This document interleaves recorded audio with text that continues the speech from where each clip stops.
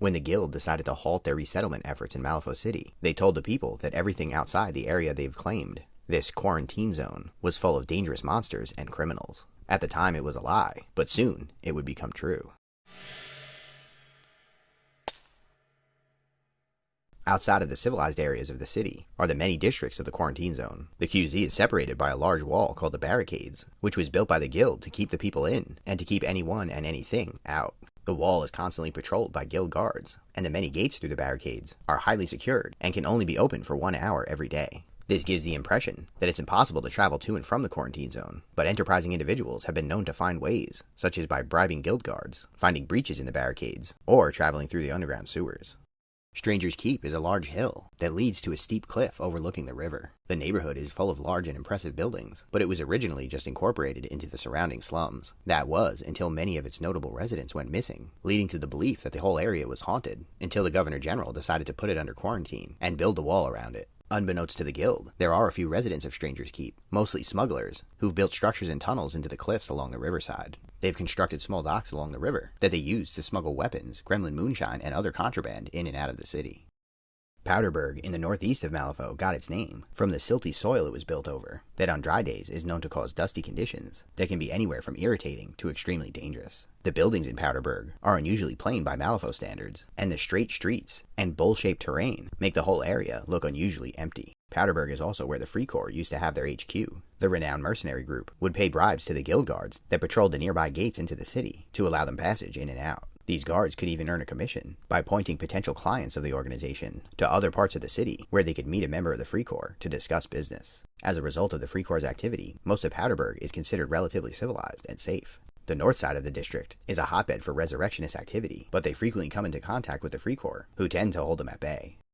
The Barrows is the real center of resurrectionist power. The large Gothic buildings and numerous cemeteries and mausoleums drew the attention of necromancers of all types who were looking for bodies to add to their armies. In the north stands the Barrows Manor, a large building owned by the Barrows family that the district was named for. Maximilian Barrows brought his whole family through the breach during the first opening, and when the breach reopened, his great-grandson, Alexander, reclaimed the estate. His guards patrol the area around the estate, making the neighborhood a relatively safe place to live, and the family's ambivalence towards the resurrectionists means that many of them live under Alexander's protection. Rumor has it that Alexander has a brother, who Alexander stole his inheritance from before moving to Malifaux, but anyone who asks him about it is usually shot. Further south in the Barrows, the large impressive buildings are less common, and you'll often find resurrectionists picking through what's left of the mausoleums and graveyards to try to find leftover bodies. There are also grave robbers who search the corpses from the first breach opening for relics, grimoires, and other valuable items. Scape Town is one of the most populated of the quarantine zone districts. It borders the river, and it contains a small offshoot of the river called the Gullet, where all sorts of items can be found that were washed away by the river. This can be a treasure trove for junk dealers and scavengers, who find scrap wood, scraps of cloth, bottles, and other junk, but sometimes something more valuable will wash up, such as a corpse. In addition to the value of the items it's wearing, the body itself can often be worth something. Sometimes bringing word of the person's death to their loved ones can net the finder a reward. The Dead Board is a large bulletin board that stands in Scape Town and contains wanted posters for many outlaws of the guild. Sometimes the corpses that wash up will be worth a bounty and can be sold to a bounty hunter for a fraction of the cost. The bounty hunter will then carry them upstream to deliver them to the guild, making a decent payday for very little work. This is known as running the Dead Board, and some people have even gotten creative, trying to disguise the dead bodies as more valuable bounties. They've gone as far as to dye the corpse's hair or try to imitate a bounty's tattoos, but if the guild discovers the plot, they can be pretty unforgiving. If none of those things are an option, any body that's found mostly intact can be sold to the many resurrectionists who call Scape Town home. Most residents of Scape Town know a resurrectionist in one way or another, and some of them make a living by selling information to the Death Marshal and the guild. Gremlin's Wharf is directly across the river from Scape Town. Its sewers were destroyed long ago, weakening the foundations of the buildings and streets. This has caused many of the buildings of the district to collapse, and much of it has become flooded with stagnant water. When the river's at its highest, it's possible to paddle a rowboat through the streets. This standing water has caused the whole district to have a moldy smell, and mosquitoes and other insects have found it to be the perfect place to breed. This has caused the district to become infested, and the pests bring infection and disease, which has caused the guild to take extreme measures. Every year, they fumigate the entire district with insect toxins to try to fight back the swarms of bugs. These toxins get into the water, causing it to become poisonous, and making it difficult for anyone to live there. In spite of the bugs and the poison, every year, a few people come to Gremlin's Wharf, hoping to dive down into the flooded streets in search of artifacts from old Malifaux. Most don't survive, and the few who make it back often suffer from the side effects of poisoning for the rest of their lives. Like Gremlin's Wharf, the sink's sewers were also partially damaged, causing many of its buildings to collapse. There's flooding, but not as bad as Gremlin Wharf, as some of the sewers are still intact for drainage. In the eastern edge of the district is a large sinkhole leading down into the sewers and even into the necropolis. It's become nicknamed Maggot's Mouth by the Resurrectionists, who have set up camp around the opening and make a living delving into the necropolis, searching for strange devices and ancient tomes. The Ten Thunders have a small compound on the western edge of the sink that they use to keep tabs on Southgate Station. They eavesdrop on guild activity, keeping an eye on their personnel, and when it's time to strike, they plan to use their stockpiles of heavy weapons to take over the station and cut the guild off from Edge Point and Latigo. The guild's patrols of the southern city are notoriously thin, which makes it easy for wandering Nephilim to climb or fly over the wall and hunt in the sink for a warm meal.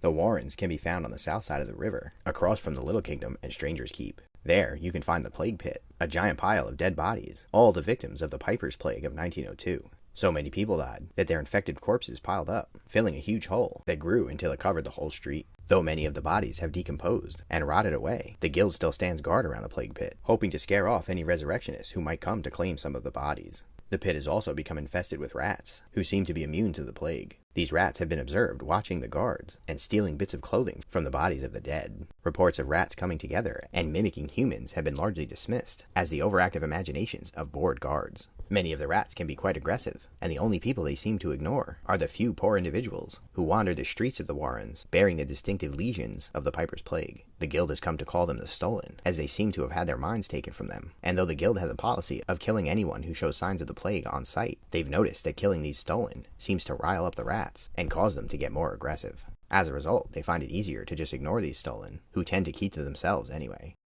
Forlorn, by comparison to the Warrens, is almost abandoned. There's a small population of outcasts and smugglers who live in the south of the district and don't venture far from home because the north of the district is known to be cursed. Years ago, Nicodem inhabited an observatory in the district's north. During the event, the observatory was destroyed in a massive explosion that sent shockwaves into the sewer and broke into the necropolis. This caused toxic gases to slowly leak up to the surface, blanketing the streets in an invisible cloud. After the explosion, many looters and treasure hunters scoured over the ruins, searching for the mystical devices and magical tomes that were rumored to have been stored in the observatory. Some of them found what they were looking for, but all of them were afflicted by a condition that came to be called red eye as a result of the toxic gases. The early stages of the poisoning were characterized by fatigue, sore throats, and nausea, but eventually exposure would lead to retinal hemorrhages, causing the victim's eyes to turn red, and soon they would notice a sharp increase in irritability and a decrease in cognitive function and self-control. As a result, wandering into the north of the district can lead to an encounter with these red eyes, violent psychopaths. On the plus side, the rats from the Warren's small bodies seem to be more sensitive to the poisonous gas, meaning that Forlorn is one of the few places in Malifaux City where the rat population isn't a constant concern.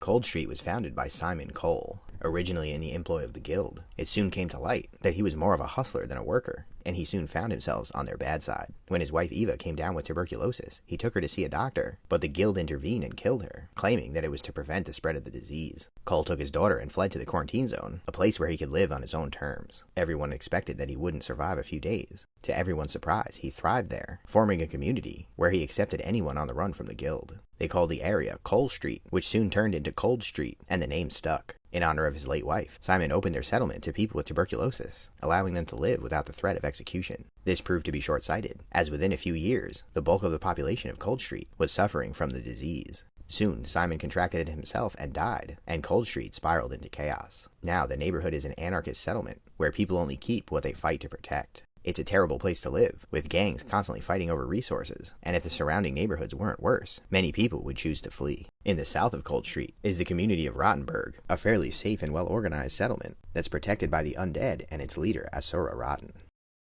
Passage is positioned between the Burns and the riverfront slums. It's one of the most damaged and decayed districts of the quarantine zone, and its winding streets, dark alleys, and collapsed buildings create choke points and ambush sites for the district's many criminals. As a result, passage between the Burns and the riverfront slums can be quite dangerous, though the guild does offer passes for a small fee to try to make the journey. Many freelance bodyguards offer their services to help escort travelers through Passage, though some of them are actually criminals in disguise, luring people into ambushes. Passage was also the location of Dr. McMorning's lair during his time at the Guild Enclave, and many of his unfinished or rejected creations could be found out wandering the streets.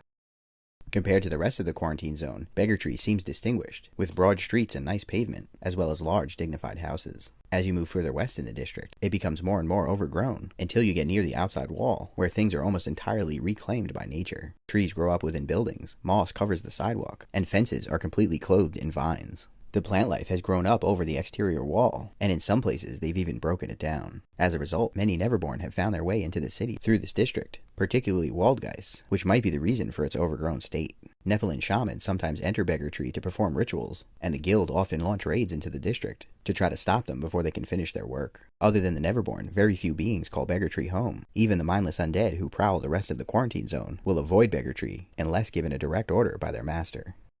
And that's it for the quarantine zone. If you'd like to learn a little bit about the rest of Malifaux City, then check out this video I did, linked up in the cards right now. Don't forget to like the video, subscribe to the channel, leave a comment, check out the Discord and the Patreon, just like the Steam-powered Scoundrels, Dogmatize, and Biclopse Gladiator games, who are a big reason why I keep putting these videos out. So huge thanks to them, and thanks for watching.